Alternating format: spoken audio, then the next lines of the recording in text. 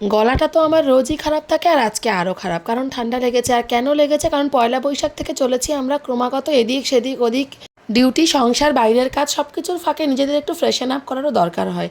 তাই আমরা মাঝে মাঝে বেরিয়ে পড়ি টুকটাক কোনো একটা জায়গায়।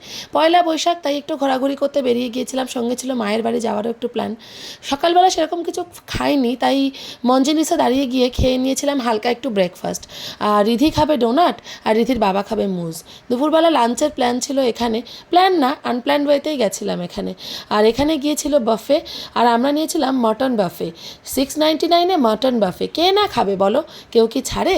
আর এখানে গিয়ে দেখলাম খাবারের এত পসরা, সেদিনকে আমাদের খুব ভালো লেগেছিল বাফের প্রত্যেকটা খাবার যেমন স্বাদে অনন্য ছিল, তেমন আমরা ভালোভাবে এনজয় করে খেতে পেরেছি। আর মাটনের কোয়ান্টিটি দেখতেই পাচ্ছ, মাটনের টেস্টও ছিল অসাধারণ। আর মাটনের পিসগুলো ছিল সত্যিই খুবই মানে সাকুলেন্ট টাইপের। আর মানে খেয়ে আমাদের সত্যি মানে একদম 9.8/10 বলবো। আর এখানে সবশেষে আমাদের এগুলো ছিল ডেজার্ট আইটেম। তো বাফেটা খুব ভালোভাবে এনজয় করে একটু প্লে স্টেশনে গিয়ে রিধি একটু হালকা ঘোরাঘুরি করে নিল, কারণ এরপরে আমরা যাব মায়ের বাড়ি। আর এখানে রিধি তো খুব মজা পায় আসলে, কোনো মতে দাদার বাড়ির লোভ দেখিয়ে এখান থেকে ওকে বার করা গেছে, তাই দাদার বাড়ি চলে যাচ্ছে রিধি দৌড়ে দৌড়ে। আর ব্লগটা এখানেই শেষ করছি। সন্ধেবেলা মায়ের সঙ্গে গিয়ে আবার ছিল কিছু কেনাকাটা। টাটা।